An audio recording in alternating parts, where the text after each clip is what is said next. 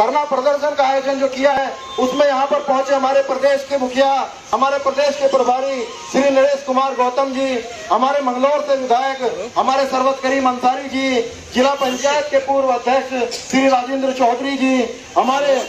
पनियाला जी, रविंद्र पनियाला जी जो खानपुर से बहुत ही अच्छा चुनाव लड़े, हमारे भगवानपुर से बहुत ही अच्छा चुनाव लड़े हमारे बड़े भाई सुबोध राकेश जी, प्रदेश के महासचिव श्री नाथीराम जी, प्रदेश के महासचिव श्री सैनी साहब, इस जिला के जिला अध्यक्ष और तमाम विधानसभाओं से हमारे विधानसभा अध्यक्ष और विधानसभा के जितने भी प्रभारी हमारे पहुंचे हैं, हमारे पूर्व में प्रदेश अध्यक्ष रहे चौधरी शीशपाल जी और जितने भी कार्यकर्ता यहाँ पर पहुंचे हैं, मैं आप सभी लोगों का धन्यवाद करना चाहता हूँ क्योंकि आप लोगों ने अपने समाज के लिए अपना कीमती समय दिया। साथियों, मैं आपको बता देना चाहता हूं, जैसा कि मेरे से पूर्व वक्ताओं ने आपको बताया कि अभी हमारे बीच में 15 अगस्त को हम सब लोगों ने आजादी का ये समारोह अमृत महोत्सव के रूप में मनाया। आजादी को 75 साल होने के बाद भी इस समाज का एक बहुत बड़ा तबका ऐसा है जो आज भी गुलामी की जिंदगी जीने का काम कर रहा है। मैं आप लोगों को बता देना चाहता हूं, हमारे दलित समाज के साथियों को बता देना चाहता हूं, सर्व समाज के साथियों को बता देना चाहता हूं कि हमारे समाज का बहुत बड़ा तबका आज भी घुट घुट के जिंदगी जी रहा है। हमारे समाज के एक बच्चे ने एक मास्टर के घड़े से पानी क्या पी लिया, उस मास्टर ने, उस स्वर्ण समाज के मास्टर ने उस दलित समाज के बेटे को पीट पीट कर उसकी हत्या कर दी। राजस्थान से ऐसी घटनाएं पहले भी होती रही है। अभी कुछ ही दिन पहले हमारे एक भाई जिसका नाम जितेंद्र मेघवाल था, उसको सिर्फ इसलिए मार दिया गया क्योंकि उसने मूंछ रखी हुई थी। आज इस आजाद भारत में मूंछ रखना भी पाप है, आज इस आजाद भारत में घड़े से पानी पीना भी पाप है। मैं कहना चाहता हूं ऐसे लोगों को, ऐसे गलत मानसिकता के लोगों को,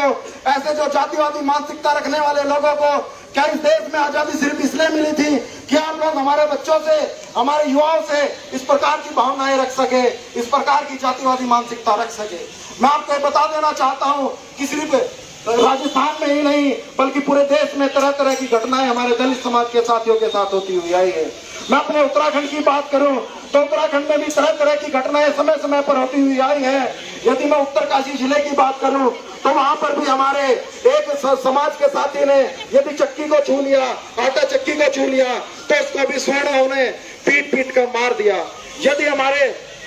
चंपावत जिले में एक साथी ने यदि स्वर्णों के साथ बैठ करके शादी में खाना खा लिया तो उसको भी पीट पीट कर मारने का काम यहाँ के दबंगों ने किया। मैं आपको बता देना चाहता हूँ कि कांग्रेस और भाजपा एक ही थाली के चट्टे बट्टे हैं। कांग्रेस एक सांपनाथ है, एक नागनाथ है। मैं आपको बता देना चाहता हूँ जब भारत के संविधान के संस्थापक,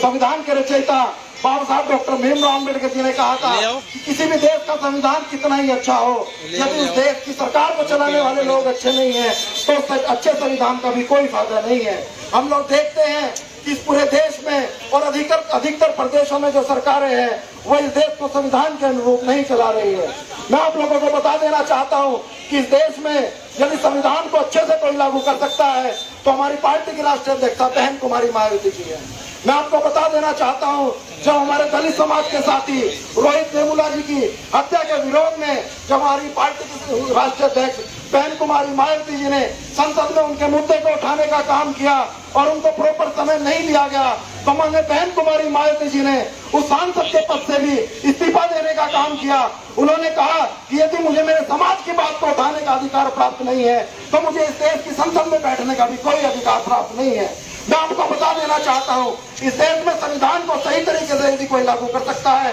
तो हमारी पार्टी की राष्ट्रीय अध्यक्ष बहन कुमारी मायावती जी है। क्योंकि जब उत्तर प्रदेश में माननीय बहन जी की 4 बार सरकार रही तो सबसे अच्छा शासन हमारा दलित समाज सर उठा करके चलता था। हमारे दलित समाज की सभी जगह सुनवाई होती थी। मैं आप लोगों को ये कह देना चाहता हूँ और बता देना चाहता हूँ कि बहुजन समाज पार्टी राजस्थान में हुए घटनाक्रम को लेकर के सड़क से लेकर के संसद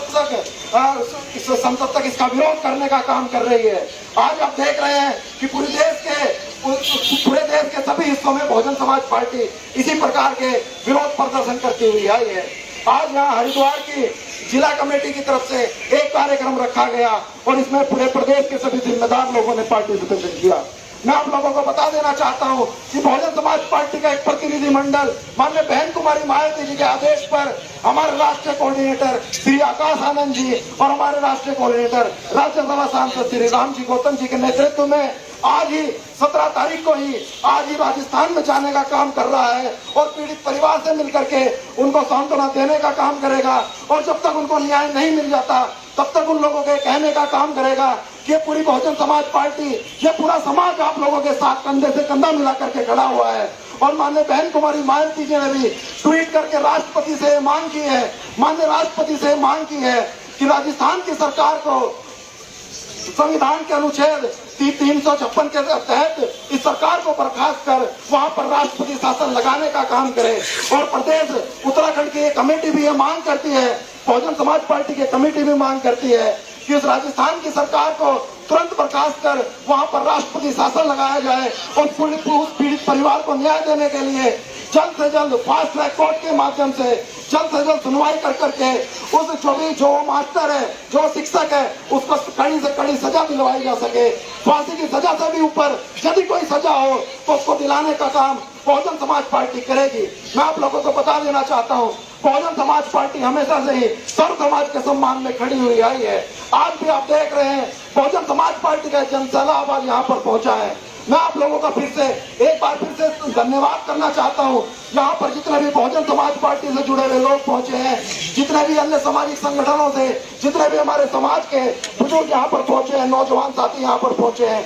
मैं आप सभी लोगों का बहुत बहुत धन्यवाद करना चाहता हूँ कि आप लोगों ने आज यहाँ पर दलित समाज की, बहुजन समाज की बात को उठाने के लिए आज यहाँ पर इस कार्यक्रम को सफल बनाने का काम किया। और मैं प्रदेश अध्यक्ष होने के नाते आपको भी कहना चाहता हूँ कि आपको मेरी जरूरत जहाँ पर भी पड़ेगी दिन रात आपके बीच में रहने का काम करूंगा। और अपने समाज के साथ रात के 12 बजे भी यदि आप लोग मुझे बुलाएंगे, कोई भी अत्याचार हमारे समाज के खिलाफ होगा तो आपके बीच में रह करके आपकी आवाज उठाने का काम करूंगा। इसी के साथ मैं अपनी वाणी को विराम देता हूँ। धन्यवाद।